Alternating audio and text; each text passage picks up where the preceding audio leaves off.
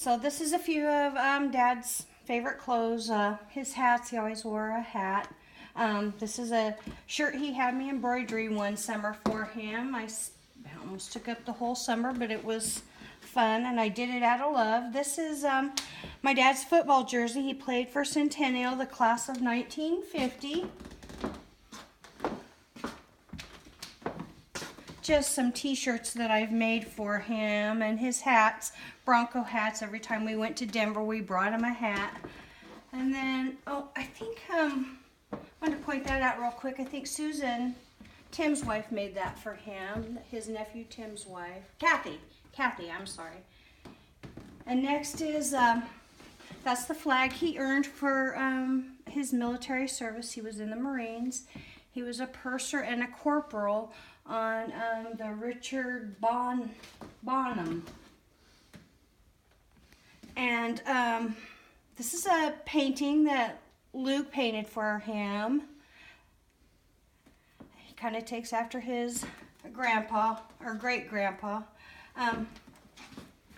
Dad was an avid fan of Yoda. He believed Yoda knew that, had the light, had the truth. He really liked him. Next is a picture of Dad playing football. I think he played a year in Kansas and boogered up his knee, I think is what happened. And of course he played football for Centennial. He graduated the class of 1950. This is my grandfather, who would be my dad's father, Earl. And this is my uncle, Charles, who passed away. I was probably a teenager. Missed him a lot. My dad was always into the Oriental decorations and Asian culture, and this is just some of his memoirs from his time over in Asia. I got this recently to put his ashes in until we get him to Colorado. And of course, these are the medals he earned while he was a Marine. Up here are his prize coffee mugs. He drank out every one of those. I couldn't keep them clean fast enough. Right here are the cards that I got from family and friends who just kind of helped ease us through the pain of losing Dad. Thank you. Right down there is a cover from a TV guide of John Lennon. Dad saved it when John Lennon was killed. He liked John and the way he thought, so he kept that. These 5 books my dad turned me on to, and they were favorites of his.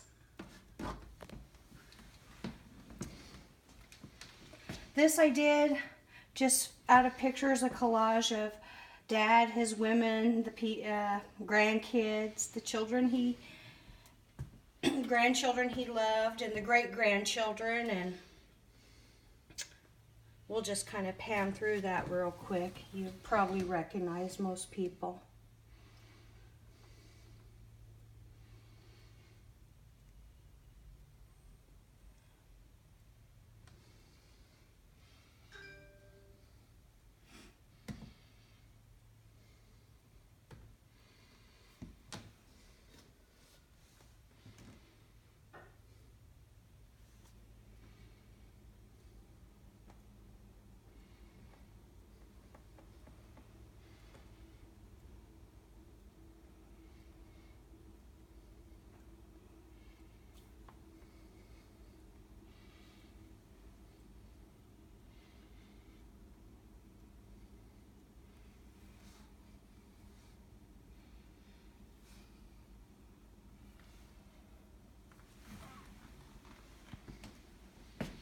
I took Dad for his back for his 50th class reunion from the class of 1950.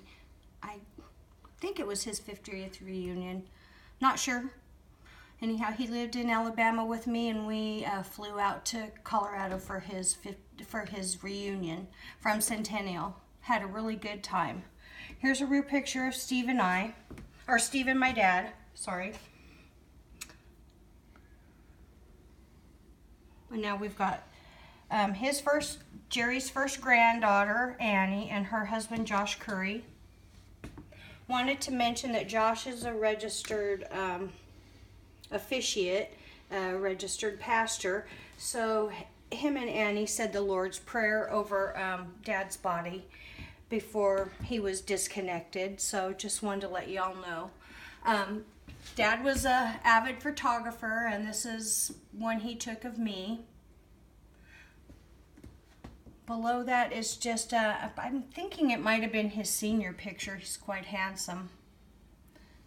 And then that is a drawing, a profile that somebody did of him, about 1970. That is his second grandson, Getty, my son, and his wife, Nikki. They are expecting a fourth child in September. That's my dad and my mom. They look so happy, but it was not to be. And this was the last woman that Dad was in love with, Bobby. This is a collage Dad made. He was quite the artist, and it's just pictures of things that he loves. And this is a picture of him when he was a youngster, and I think he was quite handsome. I have he has a great grandson, Gabriel here. This is, that's Getty's,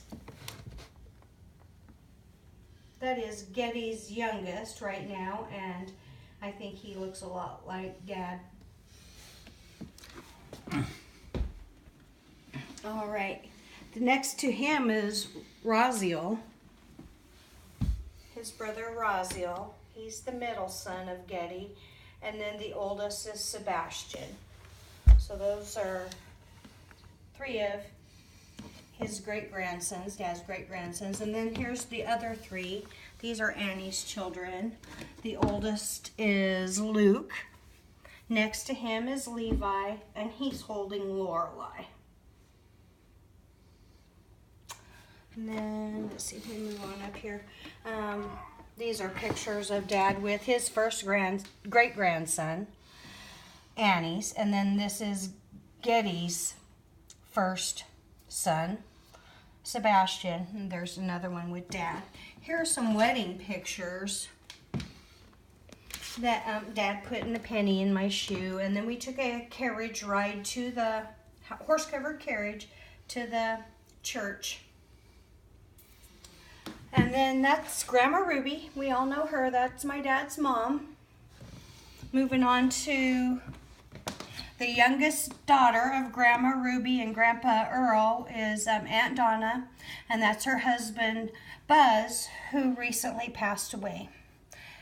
That's my Uncle Earl, who is also in heaven. And there's Dad and Bobby. Now they're up in heaven. That's just a collage of Dad and his siblings and his mother. Fortunately, Aunt Donna is still with us.